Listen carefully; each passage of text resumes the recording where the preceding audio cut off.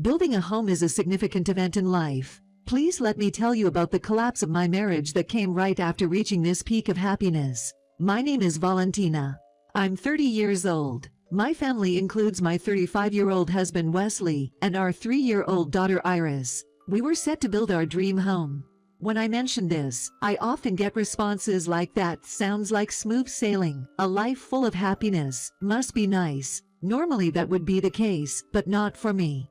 Lately, I've been endlessly worried about our home under construction and my in-laws. The first step towards collapse was when we left Iris with my in-laws. Wesley and I both work, and we hardly have time during the weekdays. We dedicated weekends to house hunting and consultations about the house design.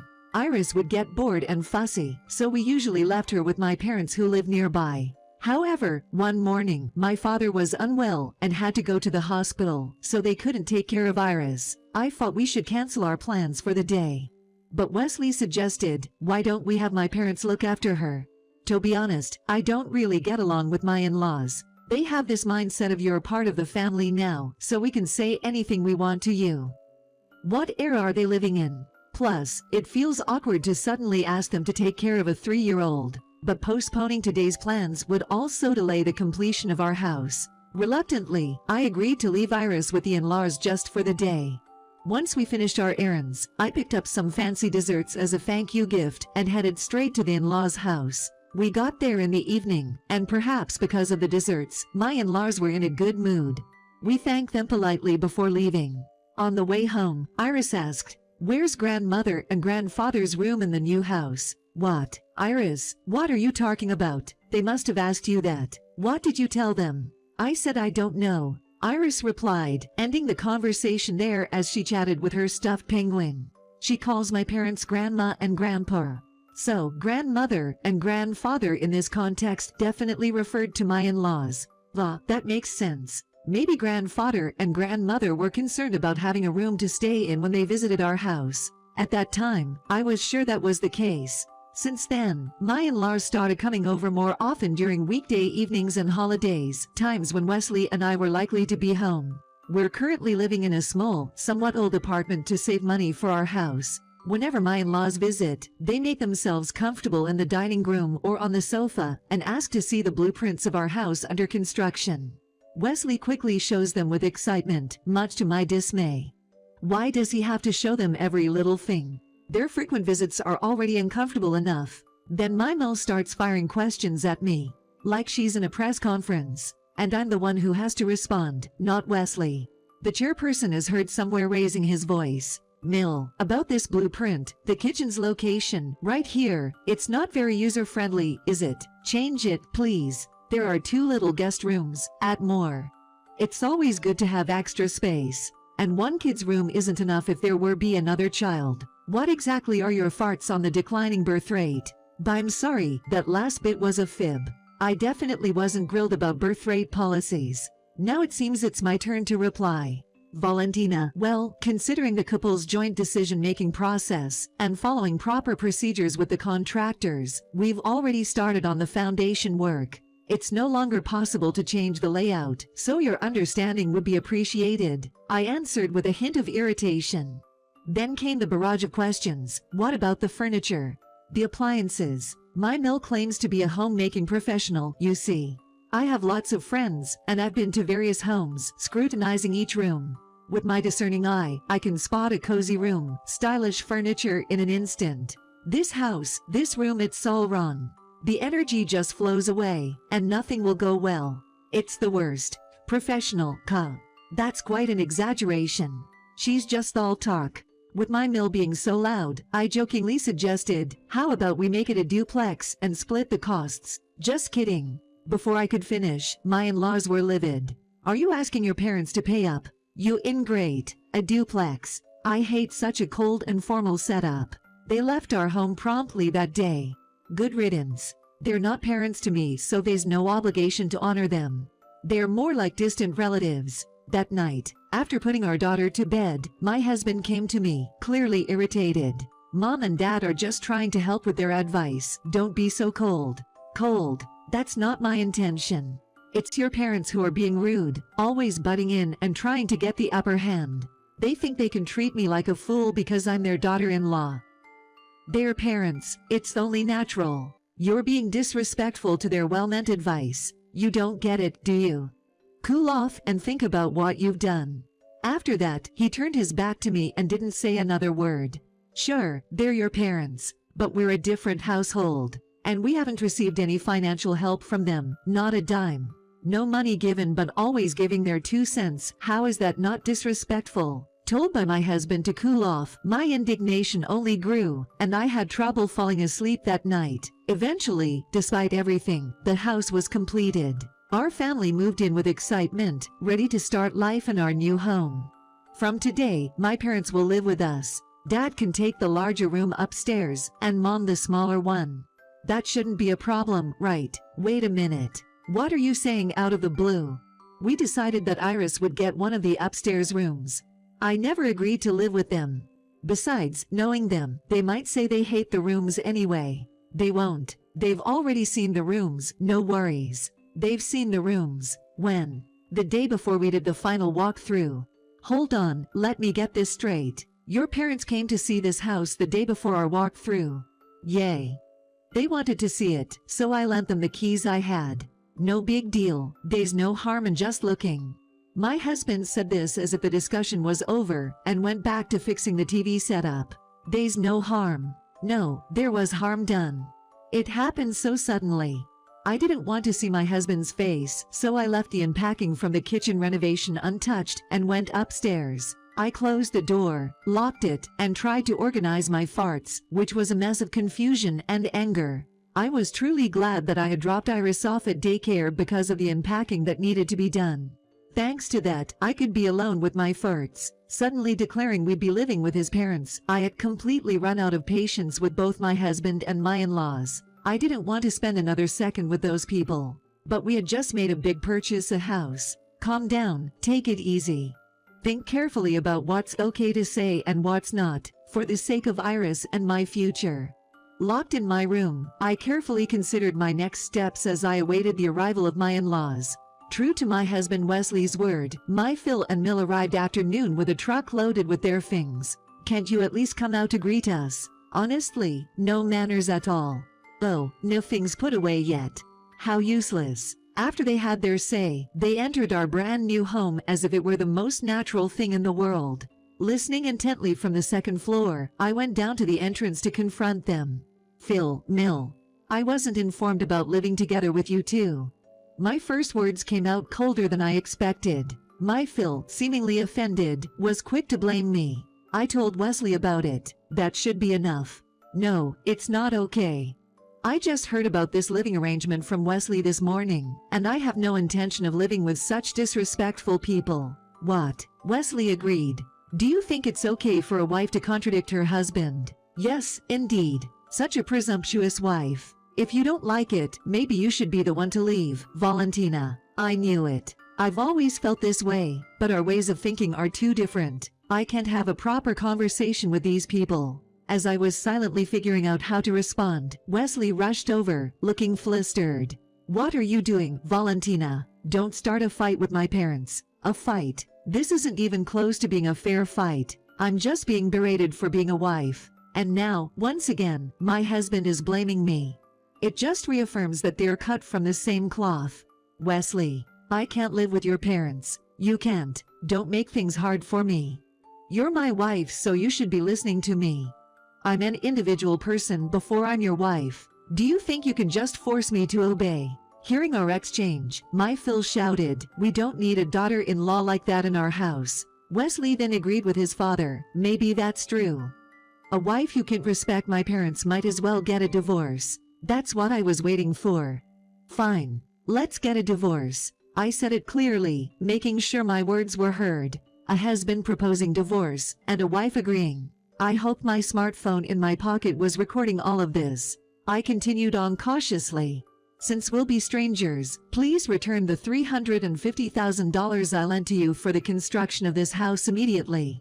What? My Phil and Mill were so shocked that they were at a loss for words. My husband looked at me with a face that had gone beyond a pale blue to a ghostly white. I had to explain the situation with utmost care and detail to my in-laws, who were of course oblivious to all of this. You seem to be under some misconception, but Wesley hasn't contributed a dime to buying our house. It was built entirely on my savings because this man, with zero sense of planning, had absolutely no savings. We both worked and agreed to contribute an equal amount for living expenses from our incomes.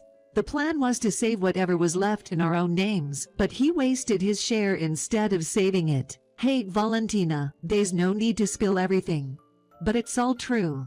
And yet, when it came down to buying a house, you insisted it had to be in your name. That's why I treated it as if I was lending you the money. We have a promissory note, so you can't pretend this never happened. No way. Leaving my stunned husband and in-laws behind, I hurriedly packed my valuables, clothes, Iris' favorite toys, and outfits into suitcases and duffel bags. I decked her cherished penguin toy under my arm. I quickly packed everything into my compact car and started the engine, saying goodbye to the new house, which had been a brief part of my life. Then, I went to pick up Iris from daycare and headed to my parents' house. My parents were quite surprised to see me show up out of the blue in sweats with a ton of baggage. I know it's sudden, and I'll head to a motel if I'm imposing, I said hesitantly, but they quickly assured me that I wasn't and asked me to stay. I later found out they were concerned I might do something drastic with Iris in tow. In reality, I was determined to protect her at all costs. I explained everything to my parents. My intention to divorce a husband with not a single redeeming quality, and my firm desire to take full custody of Iris. They promised to support me wholeheartedly, and suggested I stay with them for a while. This was a very welcome offer for someone working like me. That night, I compiled a document detailing all the events that had transpired with my husband, his parents, and backed up the audio recordings I had taken on my phone onto my computer and external media. Armed with that, I used up all my paid leave and the weekend to visit several law firms. I finally found a trustworthy lawyer and officially hired them. Things got busy, and it was already a week since leaving the new house. After work, someone was waiting for me outside my office. It was my husband. I wish I could call him my ex, but legally he's still my spouse. I didn't want to have a conversation with him, but I was worried about an outburst, so I chose to go to a cafe where there were people around. I didn't forget to turn on my phone's recording function, just in case. I tried to remain calm and asked him, "Is there something you wanted to talk about?" "Yay, it's about the house. I'm giving it to you, Valentina. I'll change the deed. Can we call it even then? I'm sorry, but I just can't bring myself to live there anymore. Your parents stepped foot in there before us, didn't they? Does that minor detail really matter? It's not minor to me. I can't do it." After taking a sip of my coffee, I looked at him intently. His hair was disheveled, with strands sticking out here and there. A stubble was growing on his chin, and his complexion was far from healthy. He was wearing a suit, but his shirt was wrinkled as if it hadn't been ironed or been to the dry cleaners in ages. It was clear he wasn't leading a well-kept life. "Please, Valentina. That's a lot of money. I can't just pay it back that easily. You knew it was a lot when you borrowed it. I did suggest the house be under both of our names, or even just mine if that'd be better. But you insisted, it's my house, it has to be in my name. That was your decision. I thought I'd be the homeowner. And about the divorce, I didn't mean it seriously, it was just a threat. Why are you taking it to heart? I mean it. I'm out of patience, and a divorce is definitely happening. Being broke is one thing, but I can't imagine dealing with such rude parents like yours. Is it really that bad? Iris is waiting for me, so if we're done here, I'm heading back. Wait, I'll take Iris with me." His words sent a wave of unease through me. When I got back home, I asked my parents to be careful not to let Iris be taken by force. A few days after my ex's visit, I got a call that a couple resembling my in-laws were at the daycare. I left work early and hurried to the daycare. Luckily, because I had informed them beforehand, the daycare staff had my in-laws wait in a separate room. They made sure they didn't get to see Iris. As soon as I entered the room where my in-laws were, I was yelled at. "Give us back our granddaughter. You're no better than a thief." "What do you mean by thief? I haven't stolen anything. If not theft, then it's fraud. You must have done some dirty deeds to get all that money. Otherwise, there's no way you could have that much cash at your age." No, the money I lent to Wesley was all mine, fair and square. It's what I saved up myself, what my parents and grandmother gave me as gift money while they were still alive. Gift money, yes. Every year, they would deposit money into an account under my name, an amount that wouldn't incur gift tax. That total, along with the money from the stocks in my name that I sold and the savings I've scraped together, makes up that amount. I had no idea it was actually Valentina's money. Didn't you two give Wesley gift money? It's not too late to start. At that, my father-in-law groaned and fell silent. My in-laws are flashy and prideful, and they love their luxuries. As just a regular middle-income family without any passive income, their savings can't be much. It was obvious they had never even thought about making such a gift. I'm sorry, but I will be divorcing Wesley. And I'll be taking Iris with me. Please don't bother coming to the daycare anymore. With that, I took Iris and quickly drove back to our home. Despite my warnings, Wesley and my in-laws came by several times after that. Each time, I tried to talk them down as calmly as possible, but sometimes they grabbed my arm or subjected me to verbal abuse. I recorded all of it on my smartphone. About a month after I left the new house, I sent documents through a lawyer demanding repayment of the loan and an agreement on the divorce. Wesley mostly agreed, but showed signs of fighting over custody. But when I mentioned I would file for alimony if we had to fight it out, he backed down like a wilted flower. He quieted down considerably. After all, I had plenty of evidence, and they had no savings to speak of.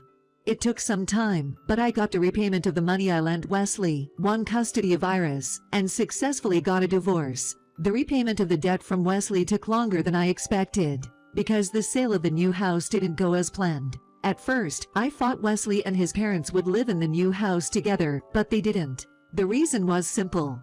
They couldn't afford the $350,000 it cost to buy the house. My husband, for starters, had no savings, and even if he had sold the old house his parents used to live in, the amount wouldn't have come close to what was needed. In the end, they had to put up the new house for sale at a price lower than what it cost at purchase, and after a few price drops, they finally found a buyer.